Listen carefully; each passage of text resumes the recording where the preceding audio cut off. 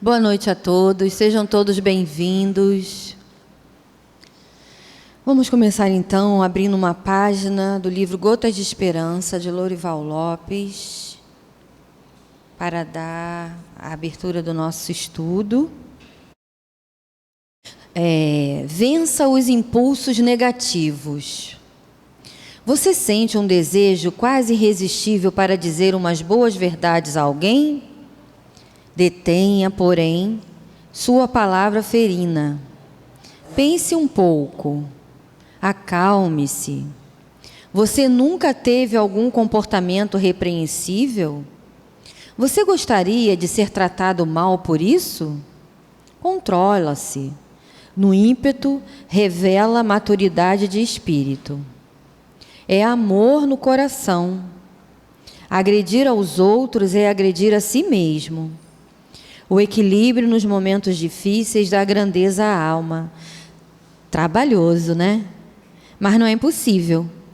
Então, que a gente possa ter essa firmeza de vencer os impulsos, né? De ter coragem, de se colocar no lugar do outro, como é que a gente queria que falassem com a gente, como é que a gente gostaria, né? Que a pessoa dirigisse a gente, isso ajuda muito. E uma outra coisa também que ajuda é a gente sempre achar assim, né? Mesmo que ainda está longe, né? Se fosse Jesus, o que faria? Isso aí já freia a gente, né? Hoje a gente já tem 5 minutos de evangelho, como diz a Solange, né? Então a gente já consegue ter a dimensão, né? Do que se fosse Jesus, o que faria, né? Então vamos lá, vamos fechar os nossos olhos, mentalizar nosso Mestre Divino, que nesse mês a magia acontece, né? Esse mês que a gente, simbolicamente, né? Eu gosto de dizer que Natal é todo dia, mas dezembro é um mês que a gente fecha tudo, que a gente pensa em fazer planos, né? Pro ano que já está chegando. E as coisas boas, as coisas não tão boas, a gente começa a colocar na balança, né? E falar assim com Ele. Mestre Jesus, muito obrigado por a gente ter conseguido chegar aqui, para a gente poder encher o nosso coração, né? Com palavras boas, que aqui vão ser ditas, nos envolver com essa psicosfera tão mágica, que está ao nosso lado, nessa casa que nos acolhe, essa espiritualidade que está sempre nos fortalecendo, nos impulsionando, né, a tomar o caminho reto, para que a gente possa, né, ser feliz da nossa maneira, do nosso jeito, e também compartilhar, né, essa felicidade com todos aqueles que estão conosco, do nosso lado, e com aqueles que cruzarem o nosso caminhar. Muito obrigada. A gente quer agradecer também o Marcelo, que veio com muito carinho trazer essa mensagem linda. Então, é Natal, né? Então, que ele possa receber a assessoria da espiritualidade para que a gente consiga sair daqui hoje com os nossos corações cheios. Que assim seja, graças a Deus. Boa noite para todos. Como vocês podem observar, eu peguei um pouquinho de chuva vindo para cá. E aí eu só ficava pensando assim, mas o que é esse trajeto aqui da Adolfo Bergamini, no Guanabara, tomando chuva até o Centro Espírita Deus, Luz e Verdade, comparado com qualquer viagem de Paulo? É nada. Eu vim correndo e pensando, então é Natal. E Natal é só coisa boa. Mas antes de dizer para vocês, então é Natal, eu vou dar uma mudada e vou dizer assim, então é Natal? Então é Natal? O que é Natal? Natal é nascimento. Quando eu digo Rio de Janeiro é minha cidade natal, estou dizendo que nasci aqui no Rio. Mas a palavra Natal, assim, isolada, remete sempre àquele que antes de nós sermos já era. Aquele que, quando estávamos distantes de termos consciência da própria existência, já cuidava de nós. O Natal é, para a história do Cristo conosco, como um dia importante da sua vida, um seu aniversário, o seu casamento, o nascimento de um filho, mas a sua vida não é composta só desse dia. Em todos os dias da sua vida, coisas importantes acontecem. E a importância do Cristo para conosco antecede de muito o Natal e continua até hoje. E continuará ainda por muito tempo. Porque o Cristo é a representação do objetivo da nossa existência. O Cristo representa onde todos nós um dia estaremos. A condição que será a de todos nós. Ele é o modelo. Ele é a meta.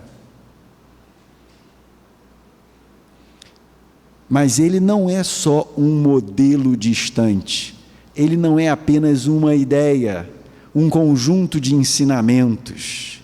O Cristo é uma presença constante nas nossas existências. E nós poderíamos selecionar qualquer história de qualquer homem ou mulher, de qualquer época aqui na Terra, para ilustrar a presença do Cristo. Mas como eu me coloquei a tarefa de reler a obra do Filomeno de Miranda, na ordem que ela foi ditada pelo Divaldo, eu peguei nos Bastidores da Obsessão, que foi o primeiro livro que o Filomeno de Miranda editou. Para quem não sabe, Manuel Filomeno de Miranda foi um espírita baiano que dedicou-se profundamente à desobsessão. E praticamente todas as obras que o Filomeno editou, através da mediunidade do Divaldo, estudam e tratam de obsessão e desobsessão. Estudo mais completo que a gente tem sobre a obsessão. E esse primeiro livro do Filomeno apresenta uma família, a família Soares. Pai, mãe, 6 filhas. Mas ele só desenvolve ali, só narra experiências envolvendo o pai, a mãe e 3 dessas filhas. E uma delas, Mariana, tinha seríssimos problemas com o pai. Logo de princípio da história, ela sai de casa após uma briga violentíssima com o pai. Eles nunca se entenderam desde que ela nasceu. E nós vamos saber que numa vida anterior, Mariana havia sido casada com Guilherme, que encontrava-se atualmente desencarnado e a obsidiando. Ela era casada com ele e o traiu com aquele que hoje a recebeu como filha. Mas esse, que a retirou do lar, também a abandona depois. E eles se reencontram nessas circunstâncias, pai e filha. Ela teve uma morte muito ruim, foi abandonada, se prostituiu, adoeceu, enlouqueceu, tudo de ruim aconteceu, e volta sob a tutela daquele que a havia retirado do lar e abandonado. Não se entendem. Uma outra filha tem uma mediunidade desequilibrada e dá passividade a espíritos muito inferiores, que a orientam mal. E finalmente a mãe, que era o esteio, era a luz naquele lar, e a filha, se não me engano, a mais velha, Marta, que acompanhava a mãe e a ajudava. Mas então, essa família é atendida por um grupo de espíritos, do qual faz parte o Filomeno de Miranda, já desencarnado, e é quem narra a história para a gente, mas na história ele estava vivo. Eles atendiam no centro. A mãe, a Dona Rosa, frequentava o centro onde ele trabalhava. Ela trabalhava lá também. Mas ele participava de atendimentos desdobrados, junto com o Petitinga, que era o presidente do centro, José Petitinga, e outros espíritos. Mas o fato é que você vai lendo o livro, e você vai vendo que aquela família, a Mariana sai de casa, aí resolve se encontrar com o namorado, que era um rapaz leviano, que só queria abusá-la e depois abandonar, e se isso acontecesse, ela certamente cometeria o suicídio, porque estava se sentindo abandonada, via nele um esteio. Estava tudo armado para ser uma tragédia anunciada. Tudo. E esse obsessor, o Guilherme, que era o marido traído da outra vida, havia recebido a ajuda de um certo senhor das trevas, o doutor Teofrastos, que subjugava uma série de espíritos no anfiteatro, fazia condenações, mantinha espíritos presos, colocava os espíritos para obsidiar as pessoas, exercia um medo sobre uma pleiade de espíritos que se convertiam em obsessores sob o comando dele. E os espíritos que vão lá atender essa família, vão atender também esse Teofrastos, porque ele foi ligado a uma moça, séculos atrás, da qual ele se apartou. Eles se amavam, mas ele já era dado a misticismos, necromancia e tal, isso lá na Idade Média. E a jovem, coitada, falava dessas preocupações com relação a ele com o confessor, mas o confessor era apaixonado por ela e entregou tudo para os bispos, que moveram um processo e o queimaram. E ele, revoltadíssimo, se dedicou ao mal daí para frente, a se vingar de todo mundo e a só destruir tudo e a todos que ele pudesse. Mas o espírito Glaucus, que coordena o atendimento à família Soares, vai conversar com Teofrasto e fala daquela jovem. Ele nunca conseguiu encontrá-la, porque ela, após a morte dele queimado, mata o sujeito que havia entregado ele, o confessor que se declara para ela, e ela o envenena e depois se mata. Então ele, revoltadíssimo, entrega ao mal, ela suicida. Não havia como eles se encontrarem e serem felizes para sempre. Mas o Glaucus vai lá e leva ele até ela, que estava encarnada num leprosário, mas era uma doença falsa. Os sintomas eles surgiam em função de uma ação de um obsessor, que era esse confessor que ela havia matado. E aí, aquele Teofrastos, que era ali a encarnação do mal, ele desaba diante do contato com essa jovem, e a possibilidade de reencontrá-la, e o espírito diz: olha, essa doença dela não é fictícia, ela vai ficar boa, ela vai poder, você não vai poder casar com ela, ela já está encarnada agora, você ainda está desencarnado, mas ela pode te receber como mãe. E ele abdica daquele mal todo.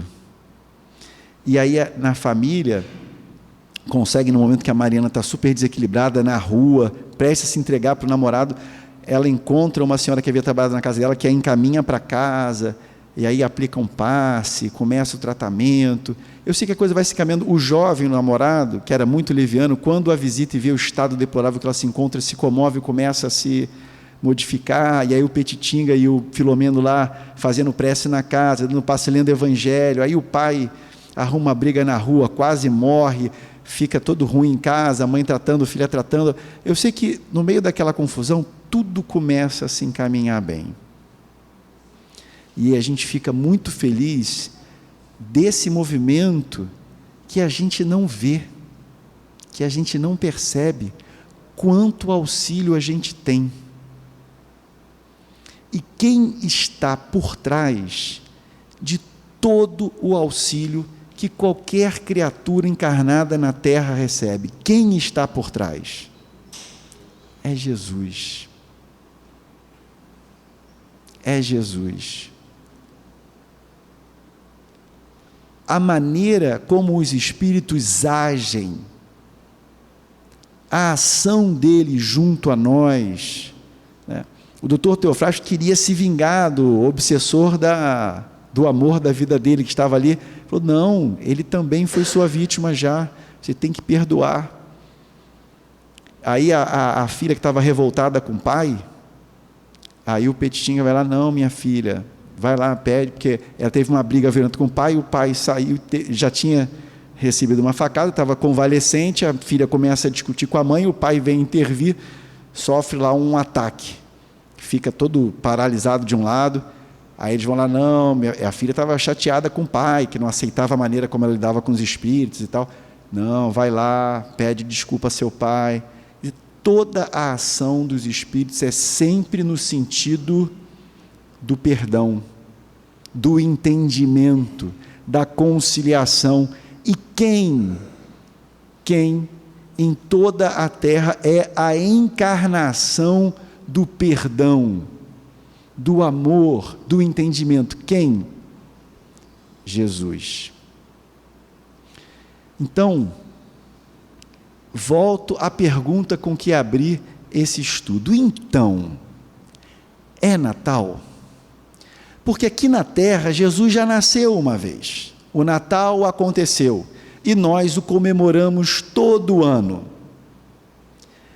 Mas qual a função daquele Natal? Por que aquele Natal aconteceu?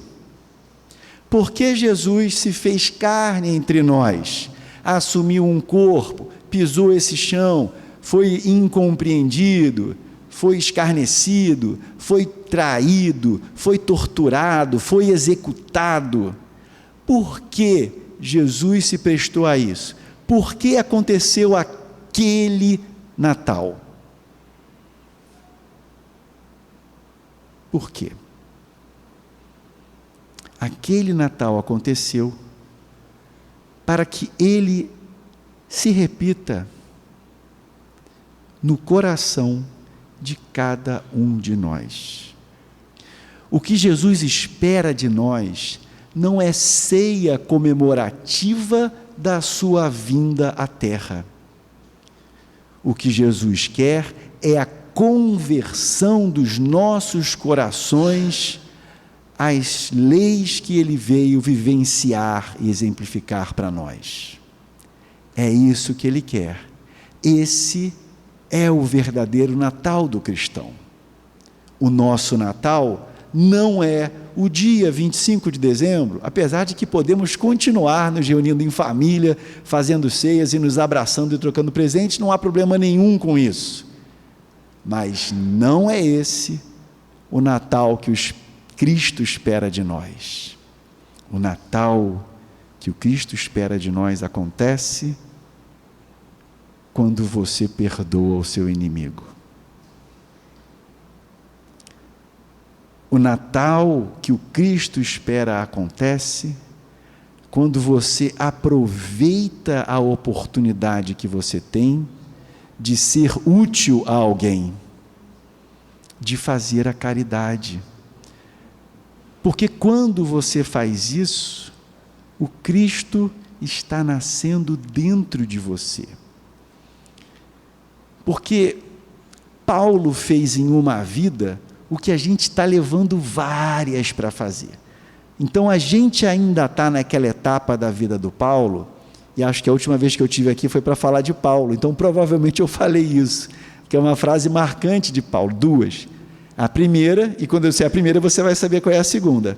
A primeira é, o bem que eu quero, esse eu não faço. O mal que eu não quero, esse eu faço. A gente está mais ou menos nessa faixa aí, tentando sair dela. A gente está mais ou menos nessa. Mas esse mesmo Paulo, mais tarde, disse o quê? É um jeito diferente de dizer o que eu disse. Oi? Exatamente. Vocês ouviram o que ela disse? Então eu vou repetir aqui no microfone. Já não sou eu quem vive, é o Cristo que vive em mim.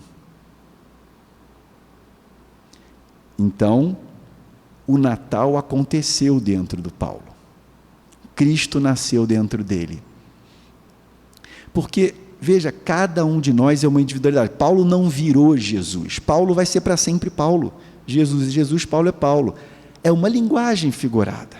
O que a gente quer dizer é que Deus nos criou a todos iguais e a todos para um mesmo destino, que é a perfeição. É o estado que o Cristo alcançou. Então, nascer o Cristo em nós significa estarmos nesse caminho. Esse é o Natal que Jesus espera de nós. Quando aquela jovem segurou a mão do seu pai, que havia sofrido lá um AVC, estava semi-paralisado, se ajoelha, beija a mão e diz: perdão, papai.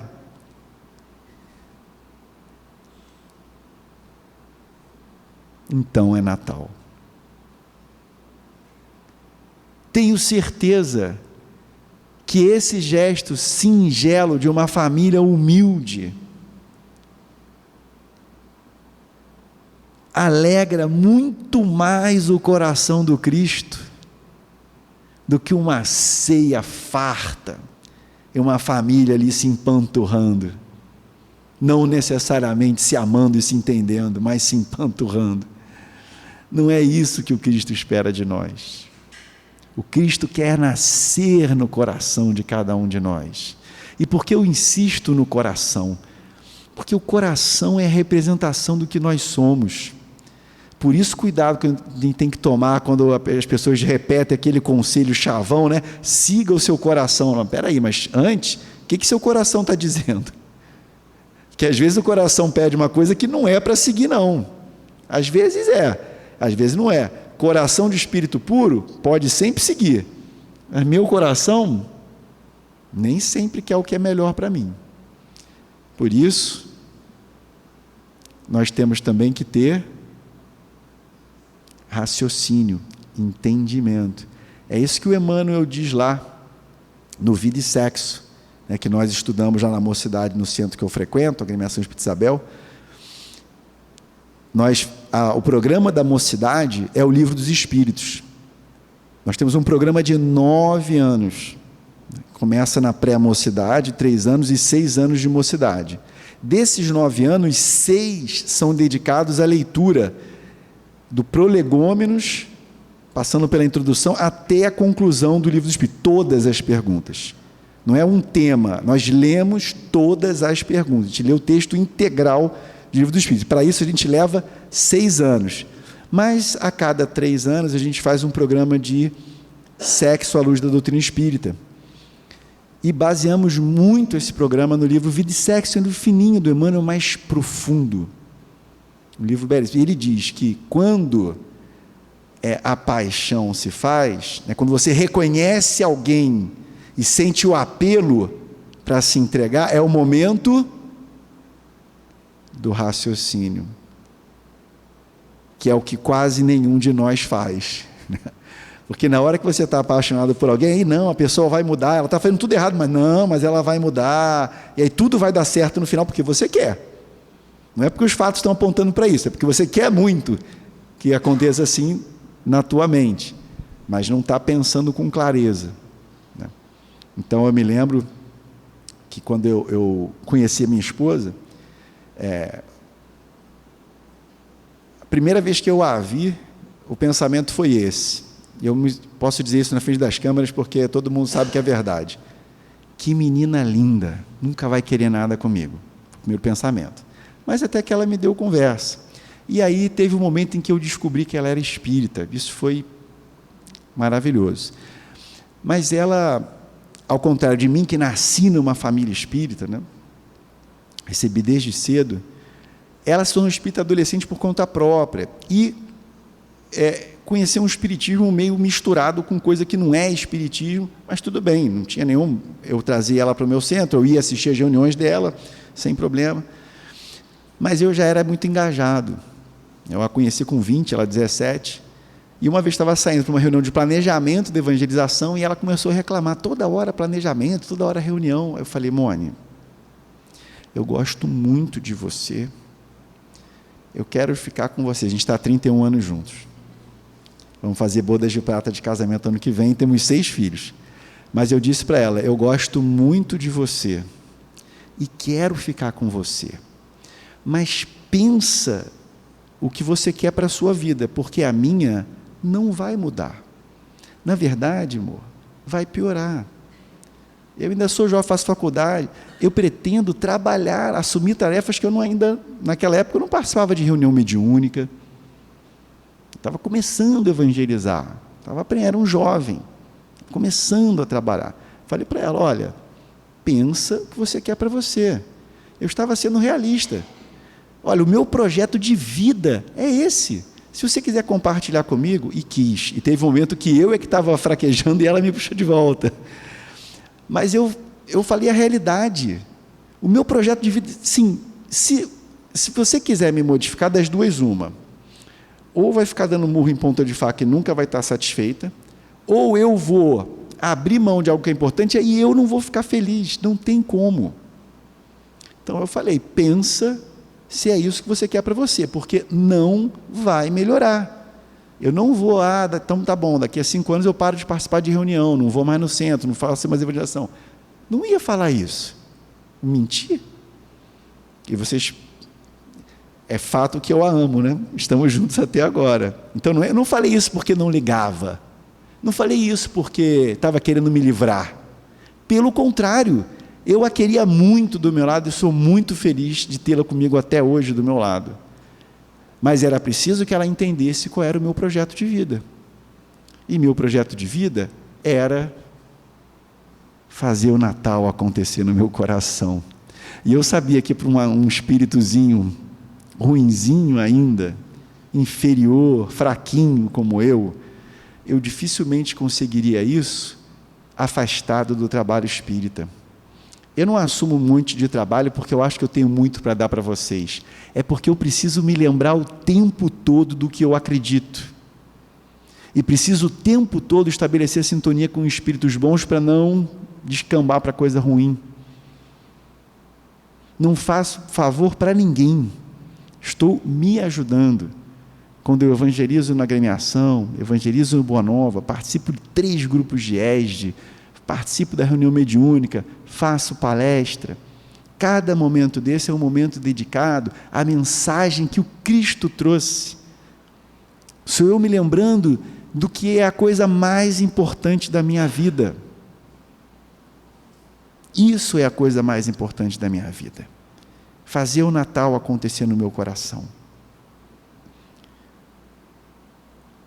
A maior herança que meu pai me deixou, graças a Deus ele é vivo ainda, minha mãe também, espero que por muito tempo, mas a maior herança que ele me deixou foi a doutrina espírita, ter nascido numa família espírita. E eu acredito que esse é o maior tesouro que deixo para os meus filhos, porque também não vou conseguir mais que isso, professor, 6 filhos, né? Esposa é mãe, não dá para deixar mais, mas eu acho que estou deixando a coisa mais importante para eles, que é a formação espírita. Culto no lar e evangelização desde a barriga. Esse domingo a gente, com a graça de Deus, vamos retomar as visitas a Curupaiti, que lá na nossa casa fazemos no 2º domingo do mês. Que felicidade depois desses 5 anos, né, quase 5 anos, 4 anos de afastamento por conta da pandemia, finalmente vamos retomar essa visita. E lá em casa a regra era essa, fez 3 anos, começa aí. Até os 3 a minha esposa ficava em casa com o pirralho. Agora, fez 3 anos, Curupaiti com a família. Outro dia eu fui procurar uma foto da família toda para mostrar para alguém, e a única foto que eu consegui achar que estávamos eu, a minha esposa e os 6 filhos, era em Curupaiti, numa visita lá. Agora eu tenho outras também. Mas então, isso tudo é Jesus cuidando da gente. A gente deve fazer Natal um pouquinho cada dia do ano.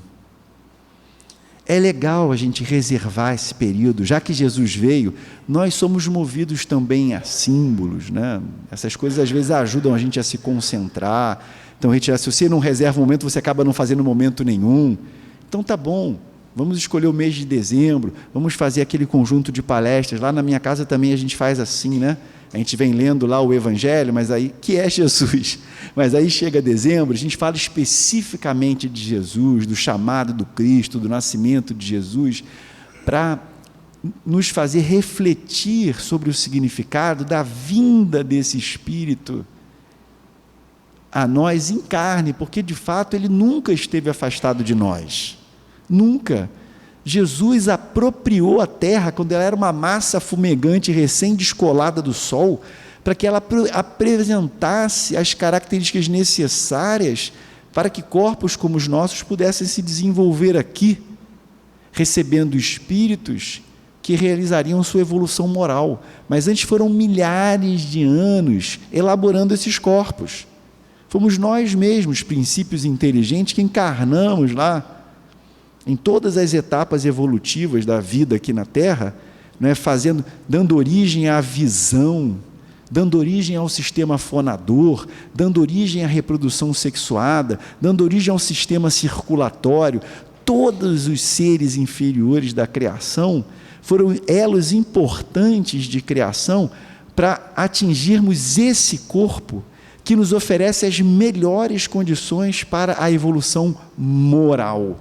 Até então era meramente material, ou no máximo de automatismo daqueles recursos, porque agora todos esses processos acontecem no meu corpo sem eu precisar mandar, mas é a inteligência que comanda isso tudo. O princípio inteligente ligado a cada ser lá é que foi automatizando esses processos. Então hoje, se você pega um princípio inteligente ainda não desenvolvido e bota num corpo humano, ele não comanda. É como pegar uma criancinha que anda de velotrol e querer que ela pilote uma nave espacial, um ônibus espacial, não vai. Pega um adolescente que só anda de bicicleta e pede para ele dirigir um avião, não vai. É muito sofisticado, tem que aprender uma série de coisas. Então nós tivemos que aprender a automatizar uma série de processos para termos condição de encarnar num corpo desenvolvido como esse, que nos oferece as melhores condições de evoluirmos moralmente. E quem nos tutelou ao longo de todo esse processo? Jesus. Quem recebeu aqueles exilados de Capela, que devem ter chegado... Imagina você sair de uma terra como ela é hoje. Tudo bem, tem guerra, tem violência, tem um monte de coisa, mas a gente vive em casa, a gente tem meio de transporte, meio de comunicação, a gente tem hospital, medicina muito desenvolvida, a gente tem anestesia. Você imagina sair de um mundo como esse e ir para o mundo das cavernas. Imagina, agora você vai encarnar no mundo das cavernas, vai se esconder em caverna, de dia vai sair atrás de comida.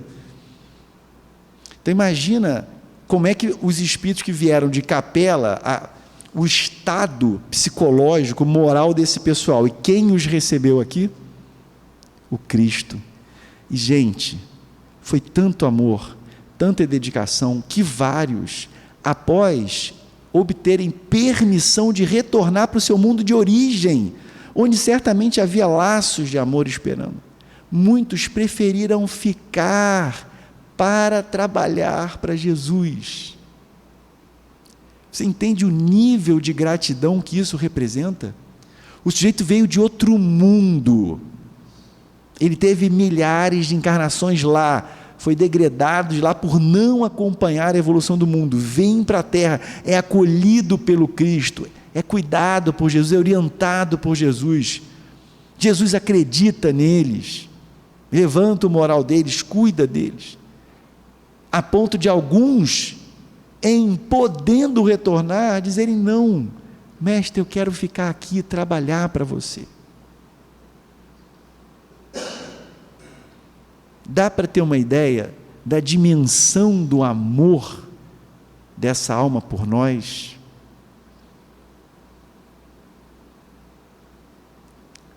E o Cristo está, não há 2000 anos, que é o tempo que nos separa da vinda dele à terra num corpo de carne. Jesus não está há 2000 anos esperando pela nossa transformação moral. Jesus está há muito mais tempo esperando a nossa transformação moral. Nós, há milhares de anos, temos sido o projeto de vida do Cristo. Eu fico imaginando Deus chamando Jesus, dizendo: meu filho, estou muito feliz com você. Você realizou tudo o que eu planejei para você. Agora, meu filho, ajuda o seu pai, cuida desses seus irmãos aqui. E nos entrega para o Cristo. Séculos, milênios, milhões de anos, e o Cristo espera por nós.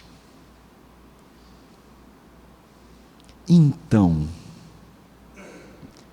é Natal. Nós estamos fazendo Natal nos nossos corações. É muito fácil fazer isso aqui, nesse momento, envolvidos pela espiritualidade superior, nessa casa bem orientada, segura, com uma ambiência elevada, relembrando os ensinamentos do Cristo. Mas e lá fora, quando a gente encontra aqueles companheiros difíceis do trabalho, os vizinhos, ou mesmo os familiares, porque é da lei, a gente prejudica, é prejudicado e vem junto, como o exemplo que eu citei ainda há pouco, de vários espíritos que se acompliciaram no mal, que um prejudica o outro, e nasceram na mesma família, porque Deus não pode se conformar que 2 de seus filhos se odeiem. Você imagina Jesus, um espírito perfeito, diz: não, eu já estou aqui, já cheguei no ápice, atingi o máximo da felicidade, da paz, da plenitude, olha, mas pede para Judas ir para outro mundo, por favor, não bota esse jeito na minha frente não. Você imagina um espírito atingir a perfeição e ter algum problema com alguém, alguma coisa mal resolvida? Jesus pensar: puxa, acho que eu vou lá na terra ver como é que está esse pessoal. Não, mas espera aí, não, é melhor não, porque vai que eu encontro com aquele sujeito ali. Não tem isso. A gente faz mal, fazemos mal uns aos outros, a gente tem que se encontrar para resolver. Não tem jeito. E como é que a gente está lidando com isso? Como que a gente está lidando com os desafios na nossa vida? Aquela pessoa que a gente sabe que calunia a gente porque está de olho grande na nossa posição, ou quer a promoção no seu lugar, ou quer parecer melhor que você. Aquela pessoa que só te procura quando precisa de alguma coisa, mas nunca está disposta a te ajudar quando você precisa. Aquela pessoa que às vezes até nem tem intenção de te magoar, mas é cheia de idiosincrasias, tudo tem que ser do jeito dela e tal, e é muito autoritária. Como é que a gente lida com essas contrariedades que a vida nos coloca? E há outros problemas, doença, nossa própria, ou de algum familiar, como isso dói. Você vê uma pessoa doente, uma pessoa que se ama, você quer que a pessoa fique boa, mas não depende só de você. A gente não sabe o que a pessoa tem que passar. Tantos problemas que a gente vê na vida. Como é que a gente está lidando com isso? Porque Jesus veio só para mostrar para a gente como a gente deve lidar com a nossa vida. Não foi outro o motivo da vinda do Cristo. Jesus veio mostrar como cada um de nós deve viver a sua vida. Ele veio ser um modelo, um exemplo. Então a maior falácia que existe é a pessoa, não, mas Jesus, como assim não? O que Jesus fez, ele fez porque ele é perfeito, só ele pode fazer, você não pode esperar que eu faça que nem Jesus. Aí eu fico me perguntando, então Jesus veio à Terra fazer o quê? Se mostrar? Ele estava se sentindo sozinho no espaço, poxa, eu fico cuidando desse pessoal, eles nem me veem, nem sabem que eu existo, vou lá aparecer entre eles e mostrar como eu sou superior, tchanã, eu sou Jesus, hein? Isso não faz nenhum sentido. Essa é a maior justificativa de quem quer ficar marcando o passo. Você está conversando aí, não, mas Jesus, não, mas espera aí, não coloca Jesus na conversa não. Jesus é espírito puro. Não dá? Você está esperando que eu vou fazer que nem Jesus? Exatamente. É isso que a gente deve esperar. Mas, em primeiro lugar, de nós mesmos. Esse aqui é o ponto. Porque a gente usa Jesus para apontar o dedo para o olho. Está vendo? Jesus não faria o que você está fazendo. Nem você. Também não ficaria apontando o dedo. Que Jesus deu mostras de acolher todas as pessoas. Ele rechaçava o quê? Os comportamentos ruins. No caso lá da mulher adúltera, ele a acolhe, mulher, mas diz, vá e não peques mais. Ou seja, eu não estou acolhendo a ação, estou acolhendo o ser humano. Mas não estou chancelando a ação desequilibrada. Você fez, está errado, não faz mais, mas eu não vou te condenar por isso. Então Jesus acolhia as pessoas e dizia, olha, eu não concordo com isso que você está fazendo, mas não vou deixar de te amar por causa disso. A gente pode combater ideias equivocadas, comportamentos equivocados, mas não devemos combater pessoas. É isso que a gente toda semana fala com os espíritos na reunião mediúnica. Eles chegam, os obsessores, achando, primeiro a conversa começa com, seja bem-vindo, meu irmão. Aí dá aquela gargalhada, eu não sou bem-vindo aqui. Aí eu digo, é sim. Você percebe em qualquer um de nós aqui trai qualquer sentimento de desagrado com a tua presença? Você percebe alguma vibração negativa em relação a você? Não, você é muito bem-vindo aqui. Porque eu quero, não sei o quê, eu vou acabar com vocês, vou detonar. Lamento, meu irmão, você pode até me derrubar, mas isso é uma guerra perdida. Eu não sou ninguém, mas você está indo contra as leis de Deus. Quem pode contra Deus? Você está indo contra você mesmo. Eles acham que a gente quer livrar os perseguidos deles, que nós os vemos como inimigos, e aqueles que eles obsidiam, que muito provavelmente foram algozes deles no passado, eles acham que a gente pensa que eles são os coitadinhos, as vítimas, e estamos com raiva dos obsessores, queremos que eles vão embora. De jeito nenhum, eu nem sei quem que você está obsidiando, não sei quem é você, não sei que você é um irmão que está aqui conversando. Deus permitiu que a gente conversasse. E não há caminho para a felicidade seguindo a estrada do ódio, da vingança, da ira, do ciúme, da maldade. Essas estradas não levam à felicidade de modo algum. Só o amor. E Lázaro, numa comunicação do Evangelho, para mim o parágrafo mais lindo que tem no Evangelho, apesar de já também ter aquela carta do Paulo que é belíssima, tem o Infortúnios Ocultos, da mãe ensinando para a filhinha como é que faz caridade, o Evangelho é todo lindo, mas essa comunicação do Lázaro, a lei do amor, ela começa assim, a lei do amor resume a doutrina do Cristo toda inteira. É isso.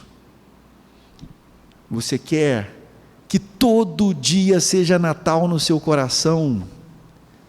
Ama. Mas o que é amar? Amar é querer bem. Amar é perdoar de verdade. Amar é alguém que te fez mal, puxou seu tapete, te caluniou, tentou te derrubar. e você no fundo do seu coração, não em voz alta para parecer que é verniz, não, no fundo do seu coração, você pede: Pai, derrama teu olhar sobre esse irmãozinho equivocado, que ele perceba que fazendo mal a quem quer que seja, ele antes de tudo está fazendo mal a si mesmo. Ajuda esse irmão a se levantar, e se eu tiver qualquer possibilidade de fazer bem a esse irmão, que eu enxergue e aproveite essa possibilidade. É isso. Isso é a liberdade.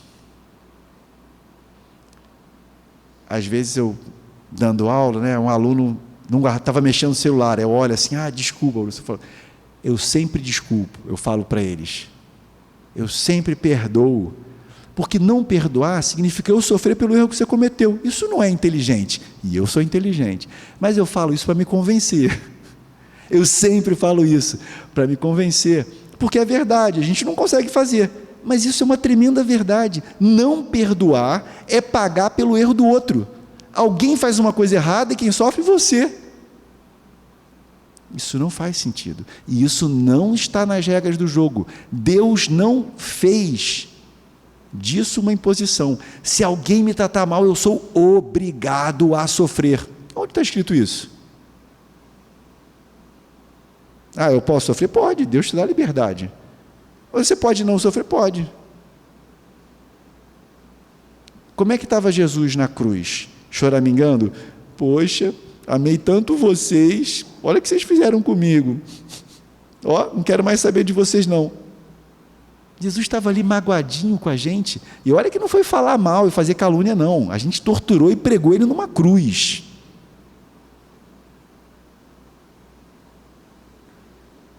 Mas no coração do Cristo tinha o mínimo espaço que fosse para qualquer sentimento de mágoa. Jesus estava preocupado com a gente. Jesus estava assim: Pai, perdoa. É como se Jesus tivesse: não, Pai, olha para lá, não olha isso que eles estão fazendo comigo aqui, não. Eu estou bem. Jesus estava querendo livrar a nossa barra. Pai, perdoa, eles não sabem o que fazem. Jesus estava compadecido da gente. Você entende esse nível de liberdade? Os filmes nem sempre retratam a história como ela foi, mas eu acho que essa cena, pelo que eu já ouvi dizer da história, foi assim mesmo. Aquela marcha lá do Sal, do Gandhi, da não violência, o pessoal ia caminhando, levava a bordoada, caía, aí vinham os outros, levavam a bordoada, caía, eles levantavam, aí vinham outros, apanhavam e não reagiam. Não reagiam. É possível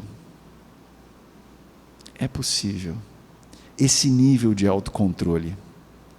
E essa pessoa que consegue isso, uma pessoa que consegue, ao ser violentada, ter uma reação de bondade para com o outro, é uma pessoa mais feliz ou menos feliz que as outras?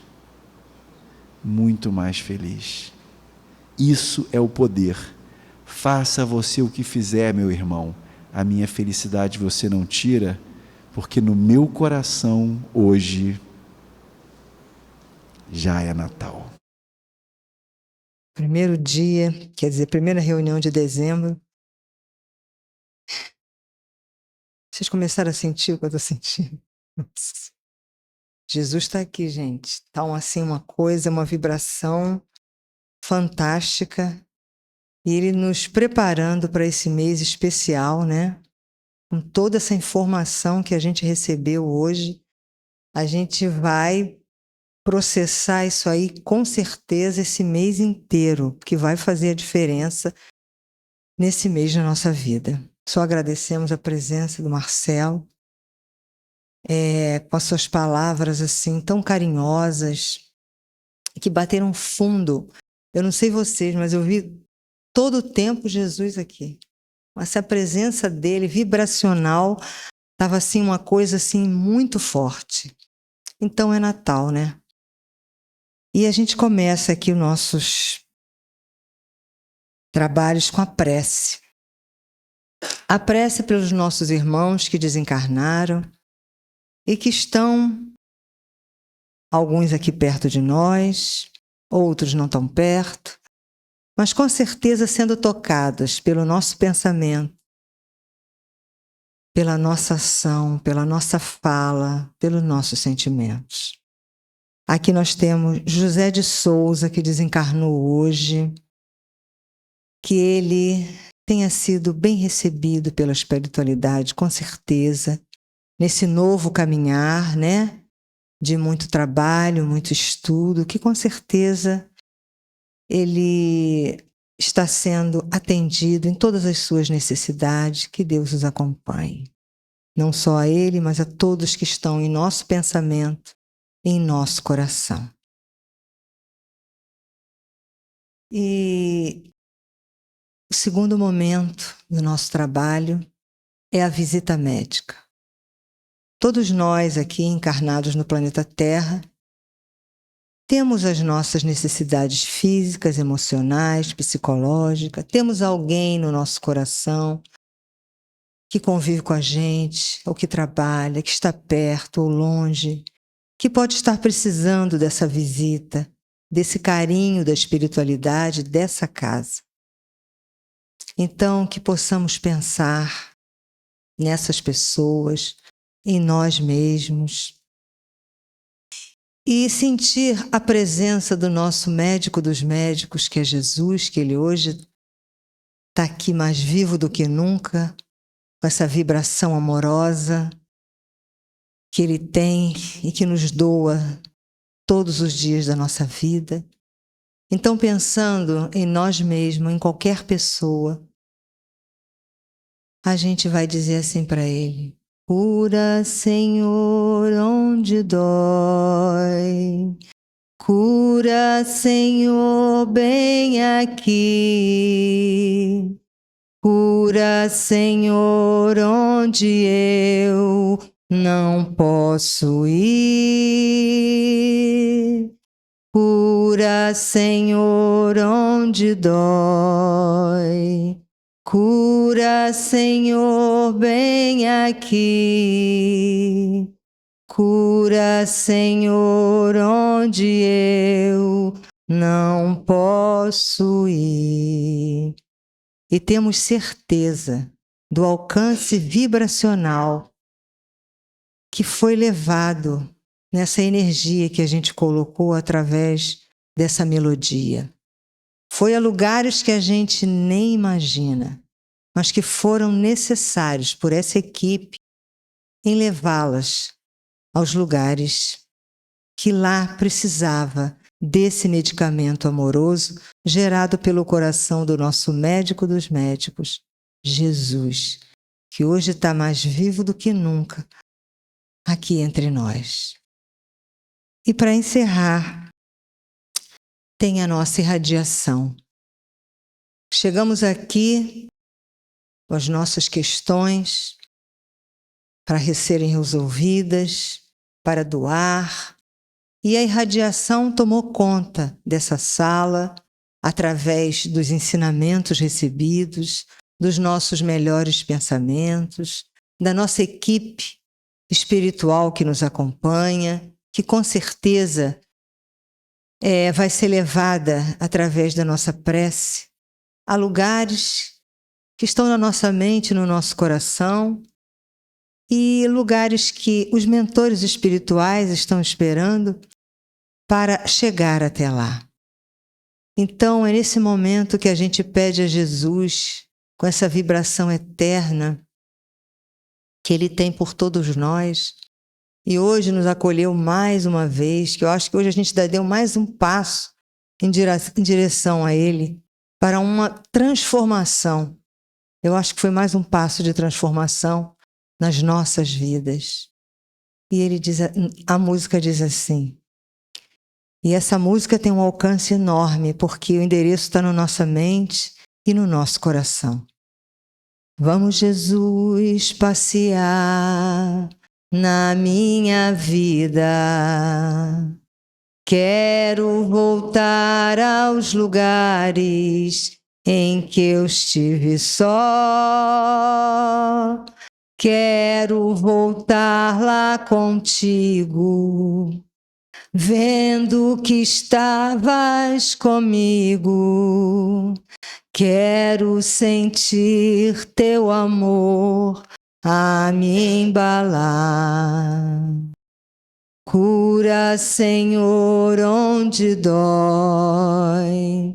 Cura, Senhor, bem aqui.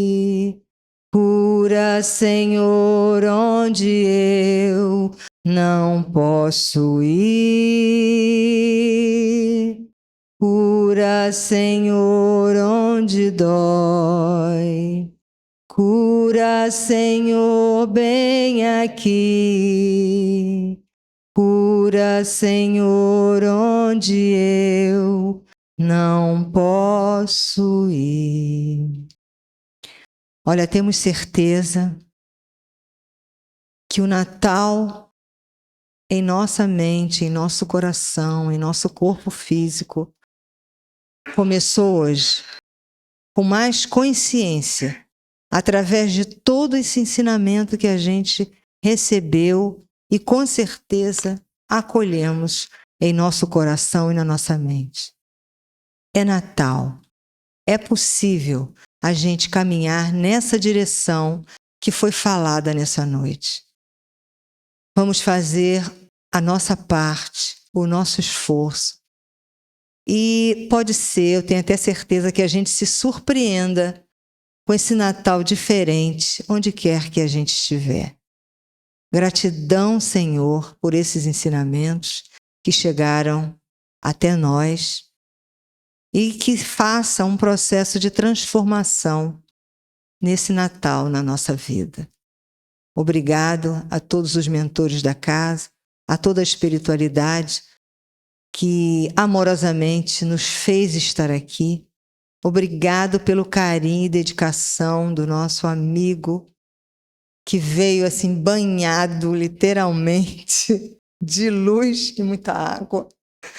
E ele veio assim carinhosamente. Marcelo, gratidão pelas suas palavras, pela sua boa vontade de estar aqui conosco, né?